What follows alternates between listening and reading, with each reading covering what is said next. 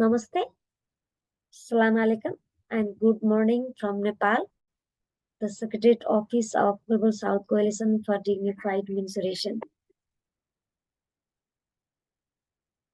Today, I will be a little bit critical. Please bear with me. To me, menstrual discrimination is the main structure. We keep talking the different kind of structures for gender inequalities, but to me, the menstrual discrimination is the main structure. Menstrual discrimination refers to the wide ranges of menstrual practices such as taboos, stigma, signage, restriction, abuses, violences, deprivation from services and resources that associated the life cycle of menstruators. It is visible and invisible and found in various names, forms, and magnitude all around the globe. The silence around existing visible and invisible forms of menstrual discrimination at home, family, community, workplace, parliament, and everywhere created and reinforced an unequal power relation and patriarchy. Let me elaborate a little bit. Between 6 to 9 years, both menstruators and non-menstruators knew something about menstrual discriminatory practices through the observation from mothers, movies, media, and so on. In most of the cases, menstruators considered themselves inferior, powerless, dirty, whereas non-menstruators considered themselves powerful, superior, clean, pure. This is how the unequal power and patriarchy construct and reinforce throughout the life cycle. So this is how the menstrual discrimination impact systemically and symptomatically throughout the life cycle of the menstruators.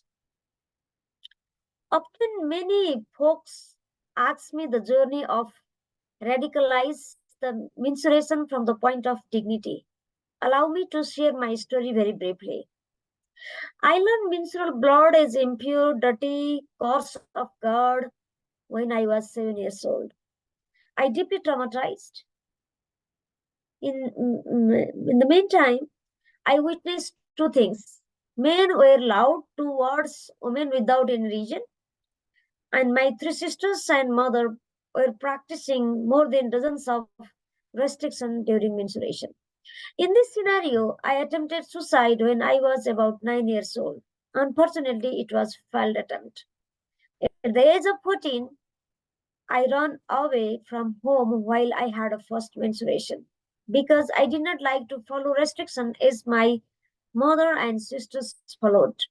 Next year, coincidentally, I went to nursing college and I was enlightened by knowing the fact about menstruation like menstrual blood is clean, pure. We all born with this blood. Since then, I started to work around menstruation publicly. It was so difficult to work as well as I had a trapped to work on menstrual management in the beginning. Later, I realized that the menstrual management is not only indirect way, but also often reinforce the idea of menstrual blood is dirty. If we keep saying hygiene, hygiene, hygiene, indirectly we are imparting the knowledge that the menstrual blood is dirty.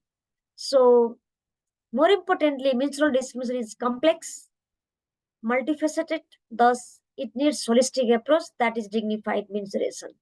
So, it took few years to conceptualize the dignified menstruation, and eventually um, the government of Nepal, the colleagues of mine in Nepal and outside team up, and we have been working around dignified menstruation globally.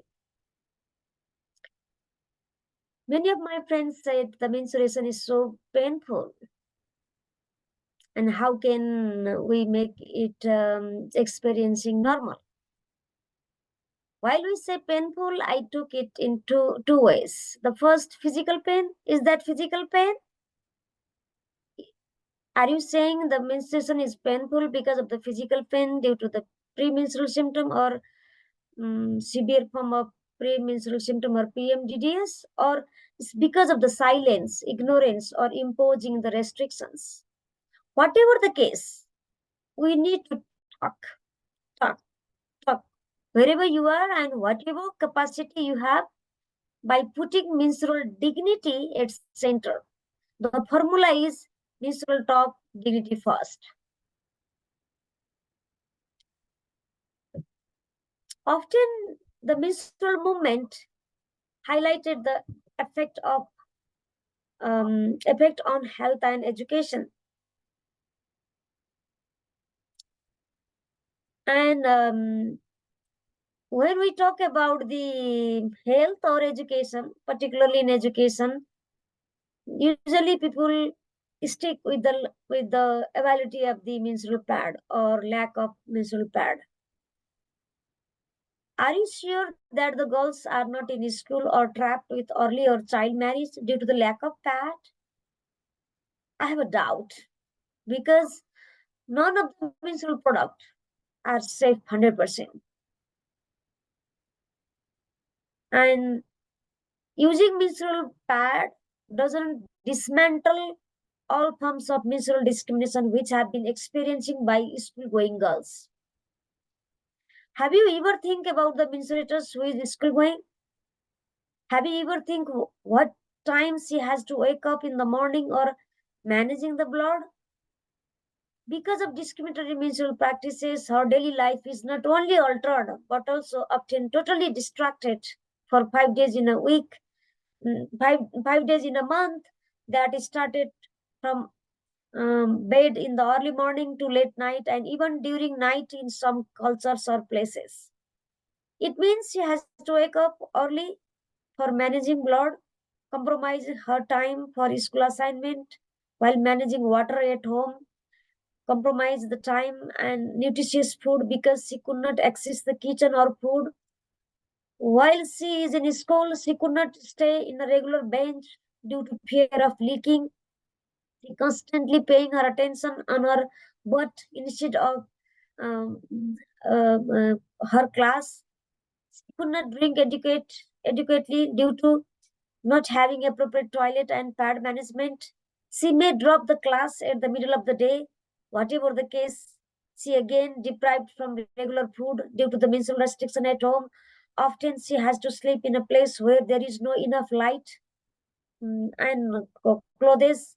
This is how her 2 months in a year totally disturbed, and she lives in a dehumanized condition, and she also constantly experience the menstrual discrimination, the other layers of the menstrual discrimination, like violation of the human right, such as right to dignity, right to freedom, equality, right to food, right to education, right to water, right to mobility, and various forms of gender-based violence. Eventually, she failed in a subject, later in a class, and made trapped with early or child marriage.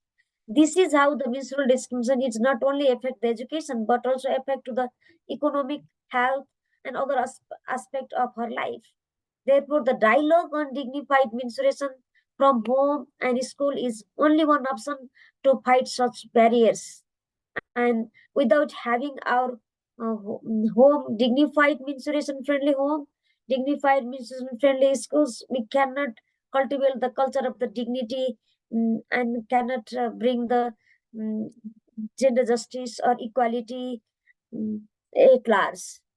So um, I appeal to everyone to mark the May month, menstrual management month or menstrual management day for May 28th, with the slogan of menstrual talk, dignity first. Thank you so much.